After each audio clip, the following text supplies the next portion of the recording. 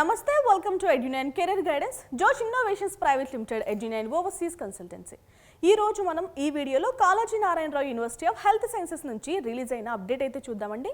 ఇది ఎవరికి అంటే ఎంబీబీఎస్ కౌన్సిలింగ్ లో పార్టిసిపేట్ చేస్తున్న management quota and NRI quota అభ్యర్థుల కోసం అయితే రిలీజ్ చేశారు. ఇది college wise allotment list in first phase of counselling. So allotment list అనేది రిలీజ్ చేశారు. మనం ఏంటంటే అలాట్ అయిన తర్వాత ఇప్పుడు మీరు కౌన్సిలింగ్లో పార్టిసిపేట్ చేస్తున్నారు, మీకు ఒక సీట్ అనేది అలొకేట్ చేస్తారు.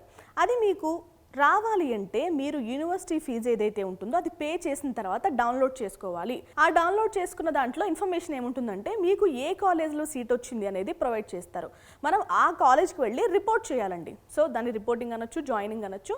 అది చేస్తేనే మనకి ఆ కాలేజ్లో ఆ సీట్ అనేది మన పేరు పైన రిజర్వ్ చేసి ఉంచుతారు.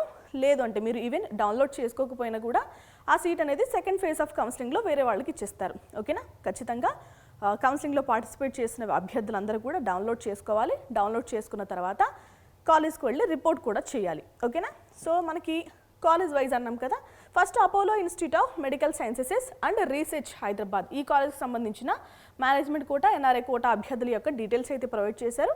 అండ్ నెక్స్ట్ కాలేజ్ వచ్చేసి Kamineni academy of medical science and research. ఇలా కాలేజ్ వైజ్ అయితే మనకి లిస్ట్ అయితే ఇస్తారండి. సో మనం చెక్ చేసుకోవాలి. Okay, Mamata academy of medical sciences.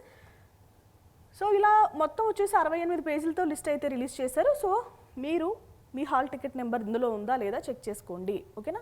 మీకు ఈ కేటగిరీలో సీట్ వచ్చిందా లేదా అనేది.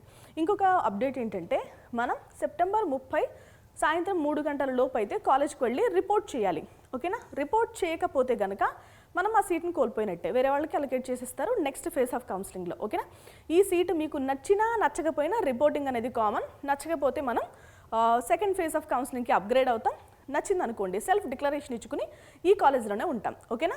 జాగ్రత్తగా అయితే కౌన్సిలింగ్లో పార్టిసిపేట్ చేయండి, ఎలాంటి మిస్టేక్స్ చేయొద్దు. ఎందుకంటే నచ్చిన కాలేజ్లో జాయిన్ అయ్యి మనం చదవలేం కాబట్టి జాగ్రత్తగా స్టెప్స్ అన్ని మీరు ఫాలో అవ్వండి. ఓకేనా? ఇది వాళ్ళ వీడియో. Thanks for watching. ఎలాంటి డౌట్స్ ఉన్నా కూడా మీరు Edu9 కెరీర్ గైడెన్స్ని అయితే సంప్రదించండి.